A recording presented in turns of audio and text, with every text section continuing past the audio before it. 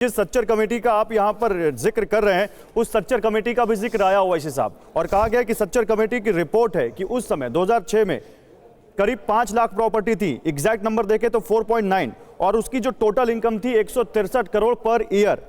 और उन्होंने कहा कि अगर इसको एफिशिएंटली मैनेज करते, इसलिए ये एफिशिएंसी बढ़ाई जा रही है, जो लोग लाए जा रहे हैं बाहर से जो एफिशिएंट हैं, तो ये 12,000 करोड़ की कमाई होती। और आज के मतलब उन्होंने कोई डिनोमिनेशन नहीं दिया, बोले अगर आज के समय में देखते तो ये कितना बड़ा अमाउंट होता, मार्केट रेट से आप समझ सकते हैं, तो इसलिए हम इसकी एफिशिएंसी बढ़ाना चाहते हैं।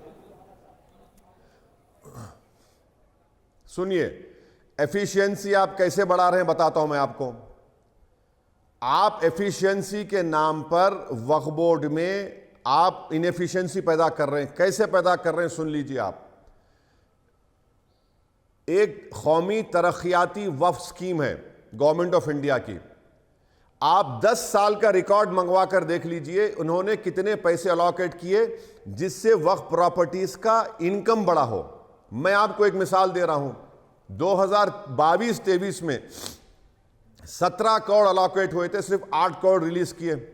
उसमें कितने पैसे खर्चा हुआ? 1 करोड़ भी खर्चा नहीं हुआ उसमें। इस साल उसको 13 करोड़ करें, वो भी पैसा रिलीज नहीं करेंगे। आप कौन सा रेवेन्यू बढ़ाने की बात कर रहे हैं?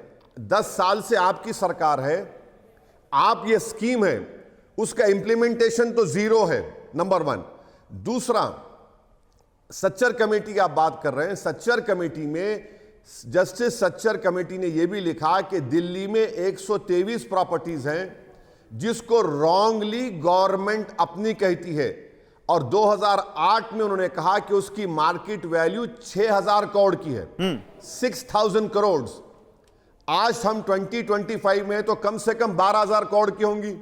जब आप वक्फ यूजर निकाल दिए और आप लिमिटेशन एक्ट अप्लाई कर रहे हैं, और आप डेजिग्नेटेड ऑफिसर जो आपका होगा, जो प्रिंसिपल्स ऑफ नेचुरल जस्टिस के खिलाफ है कि आप अपने ही केस में जज नहीं हो सकते, आप अपने ही ऑफिसर को बिठाकर अपने नाम पे कर लेंगे।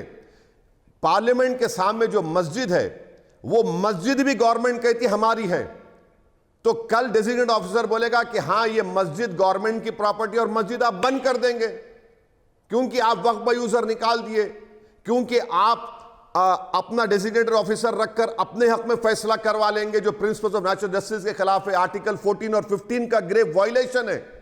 मुझे बताइए, ये धोखा मोदी सरकार दे रही है भारत के मुसलमानों को।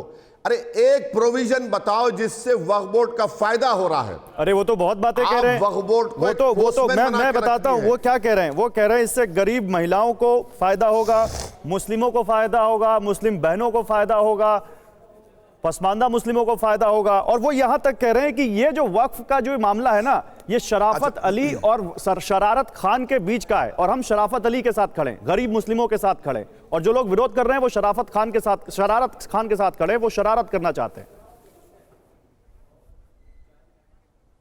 देखिए, proof of the pudding is in eating बोलते हैं ना, कहावत अंग्रेजी की। ना आपके पास अली नाम का कोई एमपी है, ना आपके पास खान नाम का कोई एमपी है, ना कोई मंत्री है, तो बेशर्मी की हद है। चुल्लू भर पानी में डूब मरना चाहिए शराफत अली और शरारत खान का नाम लेकर। तो इससे बात जाहिर हो गई कि आप शरीर किसको, खान को दिखा रहे हैं। अरे भाई, आपके पास ना अली है ना खान नाम का कोई एमपी है। और रहा सवाल महिलाओं का, 1995 एक्ट में यह प्रोविजन है कि एटलीस्ट 2 यानी कम से कम 2 महिला मेंबर होनी चाहिए मुसलमानों की। आप इस अमेंडमेंट में क्या कर दिए? सिर्फ 2। आप 2 से ज्यादा को कम करके 2 कर दिए, तो कौन सा महिलाओं का फायदा कर रहे? हां, आप जब मुस्लिम महिला की बात कर रहे, तो क्या नरेंद्र मोदी बिल्किस बानो की आंख में आंख डाल के बात कर सकेंगे? क्या किरण रिजिजू बिल्किस बानो को बुलाकर उसका हाथ पकड़कर कह सकेंगे तुझसे इंसाफ नहीं हुआ? कौन सी मोहब्बत की बात कर रहे हैं? आपके पास ना मुस्लिम एमपी है, ना मुस्लिम मिनिस्टर है, और आप अली और खान की बात कर रहे हैं, झूठ बोल रहे हैं। कानून जो बनाया गया है वो अली को भी नुकसान पहुंचाएगा, खान को भी पहुंचाएगा, और मुस्लिम महिलाओं को भी पहुंचाएगा। कैसे पहुंचाएगा? वक्फ वाल औलाद देखिए, वक्फ वाल औलाद में आपने प्रोविजन लगा दिया कि आप वक्फ वाल औलाद कर सकते हैं बशर्ते कि आप मुस्लिम महिलाओं का हक नहीं मारेंगे। बिल्कुल। मैं आपको एक मिसाल दे रहा हूं, आपको बड़ा तकलीफ होगी। प्राइम मिनिस्टर रिलीफ फंड है, प्राइम मिनिस्टर केयर्स है।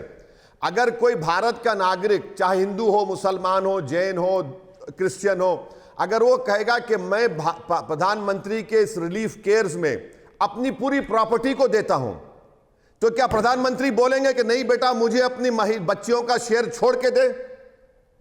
और प्रॉपर्टी जो है आर्टिकल 300A के तहत आपका मेरा राइट है, मैं जिसको चाहूं करूं ना करूं। तीसरी बात यह है कि जब मैं अल्लाह के नाम पे वक्फ कर रहा हूं, भगवान अल्लाह के नाम पे दान कर रहा हूं, तो उसमें बेटा बेटी कहां से आ गए? और चौथी आखिरी बात यह है कि हिंदू धर्म में अगर आपकी सेल्फ एक्वायर्ड प्रॉपर्टी है, अगर आपके 2 बेटा बेटी है, समझिए आप एक को पूरी प्रॉपर्टी दे सकते बाय विल पावर, और उस पर या उनको नहीं दे के अपने मोहल्ले में किसी एक को दे सकते, उस पर कोई आपत्ति नहीं है मोदी सरकार को। और मुस्लिम समाज में अगर मैं ऐसा करने जाता हूं, मैं नहीं कर सकता लीगली, मैं सिर्फ 1/3 दे सकता हूं अपनी एक औलाद को। कौन सा बताइए ना, हम आपको दलील बना पेश कर रहे हैं, कहां है? झूठ है ये सब। भारत के मुसलमानों को उनकी मजहबी इबादतगाहों को छीनने के लिए कानून बनाया गया है, हिंदू मुस्लिम दंगे करवाने के लिए करवाया गया है। आप ये जो कानून कल जो परसों ये 3D लेकर आए, अब संभल की मस्जिद वक्फ नहीं डिक्लेयर होगी। लिख लीजिए, आप हमारी बात लिख लीजिए, अब संभल की मस्जिद पोर्टल पर वक्फ नहीं होगी वो, क्योंकि आपने कह दिया कि अब ये 3D का कानून आपने ऐड कर दिया प्रोविजन में, तो संभल की मस्जिद अब वक्फ नहीं रहेगी, दरगाहें नहीं रहेंगी। अरे देखिए ना, किसी एक, अगर मैं गलत कह रहा हूं तो किसी एक लॉयर को, जो जेन्युइन लॉयर है, उसको बिठाकर पूछिए कि ओवैसी ने कहा ये सच है या झूठ है। अच्छा, आखिरी बात सुन लीजिए, मुसलमानों में शेड्यूल ट्राइब हो सकते हैं, शेड्यूल कास्ट नहीं हो सकते लीगली। आपने शेड्यूल ट्राइब में कह दिया कि शेड्यूल ट्राइब 5th शेड्यूल और 6th शेड्यूल में वक्फ नहीं होगा, तो लक्षद्वीप का एक मुसलमान MP है हमदुल्ला सईद कांग्रेस का, तो क्या उससे आर्टिकल 25 से महरूम हो गया, फ्रीडम ऑफ रिलीजन से? आर्टिकल 26 के तहत वो अपनी मजहब के तहत रिलीजियस मैटर्स को नहीं खोल सकेगा। आर्टिकल 14 का उस पर लागू नहीं होगा, राइट टू इक्वालिटी। आर्टिकल 29 का कल्चर का राइट हमदुल्ला सईद पर नाफिज नहीं होगा।